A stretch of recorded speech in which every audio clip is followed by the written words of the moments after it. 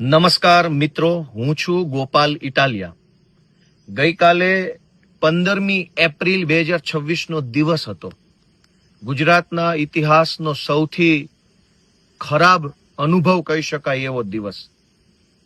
આપણા ગુજરાતને બિહાર અને યુપીની ગુંડાગર્દી વાળો માહોલ બનાવવાની કોશિશ ગઈકાલે ભાજપે કરી.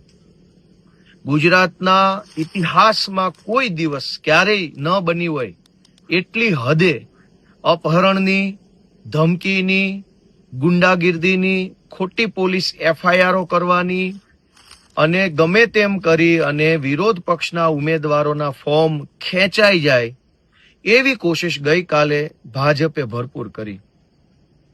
મારા આ વિડીયોના માધ્યમથી ભાજપના કાર્યકર્તાઓને વિનંતી કરવી છે કે આપણા ગુજરાતને બિહાર બનાવવું છે. આપણે વર્ષોથી જોતા આવ્યા છે કે ચૂંટણીઓમાં અપહરણો થવાની ઘટના બિહારમાં બને, યુપીમાં બને, અન્ય કોઈ એવા રાજ્યો છે ત્યાં બને. ગુજરાતમાં ક્યારેય ચૂંટણીમાં અપહરણ થઈ જાય, ધાકધમકી થઈ જાય, છરા બતાવવામાં આવે, ગાડીઓમાં લઈ જઈ ઉમેદવારોને ભગાડી જવામાં આવે એવી ઘટના ગુજરાતમાં નથી બની. તો આ વખતે ગુજરાતમાં 700 કરતા પણ વધુ સીટો ઉપર ભાજપે બિનહરીફ જીતવા માટે થઈ સત્તાનો જે વિકૃત ખેલ ખેલ્યો છે એ લોકશાહી માટે ઘાતક છે. ભાજપમાં રહેલો કાર્યકર્તાને અત્યારે ભલે મજા આવે, ભલે ખુશ થતો હશે પોતાની પાર્ટીને બિનહરીફ જીતતી જોઈને, પણ ક્યારેક ભાજપનો નેતા થાકશે અને પોતે અપક્ષમાં ફોર્મ ભરવાની જ્યારે એની ઈચ્છા થશે ત્યારે એનું અપહરણ થઈ જાય. અપક્ષમાં ફોર્મ નહીં ભરી શકે. મારા ખ્યાલથી ત્યાં રાજકોટના કોટડા સાંગાની આસપાસ એક વિસ્તારમાં ભાજપનો જ એક માણસ અને ભાજપના માણસે અપક્ષમાં ફોર્મ ભર્યું તો એનું અપહરણ ભાજપના ઉમેદવારના ભત્રીજાએ કરી લીધું. આ બહુ ખરાબ પરિસ્થિતિ છે. રાજકારણમાં બધું જ હોય છે, સારું પણ હોય છે, ખરાબ પણ હોય છે, સાચું પણ હોય છે, જૂઠું પણ હોય છે, પણ આટલી હદે ગુંડાગીર્દી એ ગુજરાતની સંસ્કૃતિ નથી.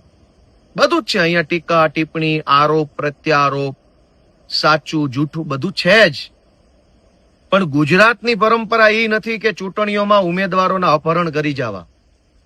ગુજરાતની પરંપરા એ નથી કે આખા ગુજરાતમાં વિરોધ પક્ષોએ અને અપક્ષોએ ભરેલા ફોર્મ પાછા ખેંચી લેવા માટે તમે પોલીસ મોકલો. LCB, SOG, SP office, DYSP ઓફિસમાં બેઠેલા કેટલાક ભાજપના દલાલ ટાઈપના અધિકારીઓએ ગઈકાલે આખો દિવસ ધમપછાડા કર્યા ફોર્મ પાછા ખેંચાવી લેવા માટે. હજારો વિડીયો વાયરલ થયા, હજારો અલગ અલગ જિલ્લામાંથી હજારો વિડીયો વાયરલ થયા, જેમાં લોકોએ નરી આંખે જોયું કે આ ભાજપના માણસો અને કેટલાક પોલીસ વાળા ભેગા મળી લોકશાહીનું ખૂન કરી રહ્યા છે. અમે ફોર્મ ભરીએ બહુ તો હારી જઈએ, પણ અમે ફોર્મ જ ન ભરીએ એ ક્યાંની વાત થઈ? અને આ કોઈ આમ આદમી પાર્ટી કે કોંગ્રેસનું નુકસાન નથી. ફોર્મ પાછું ખેંચાઈ જાય, ચૂંટણી બિનહરીફ થઈ જાય તો નાગરિકનો મત દેવાનો અધિકાર જ આખો ખતમ થઈ જાય. આ મત દેવાનો અધિકાર છે ને એ કઈ ભાજપ વાળાએ આપણને ભીખમાં, ખેરાતમાં કે દાનમાં નથી આપ્યો. 200 વર્ષ સુધી ભારત દેશના મહાન ક્રાંતિકારી મહાપુરુષો લડ્યા છે, 4-4, 5-5 પેઢીના બલિદાન આપ્યા છે, જિંદગીઓ ખર્ચી નાખી છે. ત્યારે ભારત આઝાદ થયું ને આઝાદ થયા પછી બાબા સાહેબ આંબેડકરે 2 વર્ષ સુધી બંધારણ લખ્યું. 2 વર્ષ ને 11 મહિના, પોણા 3 વર્ષ. 200 વર્ષ આઝાદી માટે, 3 વર્ષ બંધારણ લખવા માટે, અને એના પછી આ બટન દબાવવાનો અધિકાર મળ્યો છે. આ કોઈએ ભીખમાં આપેલું મામૂલી વસ્તુ નથી. પણ ભાજપ પોલીસના દમ ઉપર ગુંડાઓ સાથે રાખી, ધાકધમકી કરી, પૈસાની ઓફરો મારી 200 વર્ષના સંઘર્ષથી મળેલો મત છીનવી લેવા માંગે છે. તો ગુજરાતની જનતા કાંઈ નહીં વિચારે. અને નુકસાન ક્યાં આમ આદમી પાર્ટીનું છે? આમ આદમી પાર્ટીના 10 ઉમેદવારોને ધમકાવી, પોલીસનો કેસ કરી, એના પરિવાર ઉપર પ્રેશર લાવી, મમ્મી પપ્પાને ડરાવી, સાસુ સસરા ઉપર દબાણ લાવી ફોર્મ પાછું ખેંચાવડાવી લીધું. એમાં નુકસાન મત આપવા વાળા હજારો લોકોનું ગયું કે જેણે ખેંચ્યું એનું એકલાનું જ ગયું, એકલાનું નહીં, સહિયારું નુકસાન છે. અને પહેલી ચૂંટણીમાં ભાજપને આવી આદત પડી ગઈ તો આવનારી બધી જ ચૂંટણીઓમાં ભાજપ આ ધંધા કરશે. મારી ભાજપના કાર્યકર્તાઓ જે સારા માણસોમાં આવે છે એ લોકો, જે લફંગા ટાઈપના છે એ નહીં, માત્ર સારા માણસની કેટેગરીમાં આવતા ભાજપના જે વ્યક્તિઓ છે એને વિનંતી છે કે તમારી પાર્ટીને રોકો. સત્તાની વિકૃતિનો આ સૌથી ગંભીર દોર ચાલે છે, સમય ચાલી રહ્યો છે, આને રોકવું પડે. આ સારી બાબત નથી. આજે વિરોધ પક્ષના ઉમેદવારોના અપહરણ થાય છે, કાલે ભાજપના માણસોના અપહરણ થશે. કેમ કે સત્તા એટલી હદે સત્તા મળી કે હજુ વધુ સત્તા જોઈએ, હજુ વધુ સત્તા જોઈએ. મુખ્યમંત્રીએ કાલે મહેસાણામાં ભાષણ કર્યું કે એવી રીતે મત આપો, એવી રીતે મત આપો કે કોઈ ફોર્મ જ ન ભરે.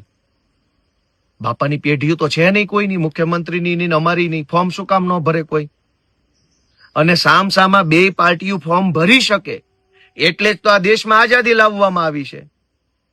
આઝાદી લાવવા જે હાટું કે એક આ બાજુથી ફોર્મ ભરે, એક આ બાજુથી ફોર્મ ભરે અને પબ્લિક બે માંથી એકને મત આપી અને નક્કી કરી શકે. એટલા માટે તો આઝાદી લાવ્યા. હામું ફોર્મ જ ના ભરવાનું હોત તો અંગ્રેજો હતા જ. ક્યાં કોઈ ફોર્મ ભરી શકતું હતું? ક્યાં કોઈને ફોર્મ ભરવાનો અધિકાર હતો? ફોર્મ ભરવાનું ક્યાં કોઈ વિચારી શકતું હતું? ફોર્મ ભરી શકાય એવી વ્યવસ્થા લાવવા માટે 200 વર્ષ આ દેશના મહાપુરુષોએ બલિદાન આપ્યા છે. અને 4 પૈસાના ભાજપના કેટલાક નેતાઓને મનમાં એટલો બધો અહંકાર આવી ગયો છે કે કોઈ ફોર્મ ન ભરવું જોઈએ, માત્ર ભાજપના માણસો જીતવા જોઈએ. મારી તો ભાજપના નેતાઓ જેને સત્તાની હવા ચડી ગઈ ને એને વિનંતી છે કે ભાઈ સાહેબ, બાપા તમે ઘરડા થશો ને, હાથ હાલતા બંધ થઈ જાય, પગ હાલતા બંધ થઈ જાય ને ત્યારે તમારી જગ્યાએ કોઈ બીજો આવેલો હશે અને એ પછી તમારા પર તાનાશાહી કરશે તો શું કરશો? એટલે સત્તાની હવા મર્યાદામાં હોવી જોઈએ, સત્તાનો અહંકાર માપનો હોવો જોઈએ. ગુજરાતને યુપી બિહાર બનતું રોકવાની જવાબદારી ભાજપના કાર્યકર્તાઓની, આપના કાર્યકર્તાઓની, સામાન્ય જનતા બધાયની છે. કોઈ પણ, મેં ફરીથી કહું કે રાજકારણમાં ટીકા ટિપ્પણી, આરોપ પ્રત્યારોપ, સાચું જૂઠું બધું છે જ, પણ ગુજરાતની સંસ્કૃતિમાં ચૂંટણીનું ફોર્મ ન ભરવા દેવા માટે અપહરણ કરવાની વ્યવસ્થા નથી. આ પહેલી વખત 700 જેટલા ફોર્મ પાછા લેવડાવવા માટે હિન્દી ફિલ્મની અંદર જે ખેલ હાલતો હોય ગુંડાઓ અને સામાન્ય નાગરિક વચ્ચે, જૂના જમાનાની પિક્ચરોમાં ગુંડાઓ આવતા ધાડે ધાડા ગામ ભાંગતા, એવો ગઈકાલે જે માહોલ થયો છે એ ખરેખર અત્યંત દુર્ભાગ્યપૂર્ણ છે. આવો ક્યારેય ગુજરાતના ઇતિહાસમાં ભાજપના રાજમાં નથી થયું. આ પહેલી વખત હર્ષ સંઘવીએ આટલી હદે ગુંડાગીરી, લુખ્ખાગીરી, પોલીસનો આટલો ભયંકર દુરુપયોગ કર્યો છે. આજે વિપક્ષ છે, આમ આદમી પાર્ટી છે એટલે પોલીસ આમ આદમી પાર્ટીને પકડે, ભાજપ આમ આદમી પાર્ટીને પકડે. આજે વિપક્ષ છે એટલે ભાજપ અને પોલીસ વિપક્ષ ઉપર એટેક કરે છે. કાલે વિપક્ષ જ નહીં હોય તો એટેક કોના ઉપર કરશે?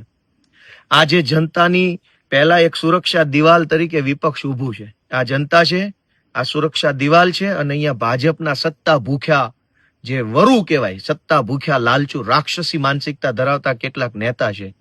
એટલે રાક્ષસી માનસિકતાના નેતા, વિપક્ષની દિવાલ અને પછી જનતા છે.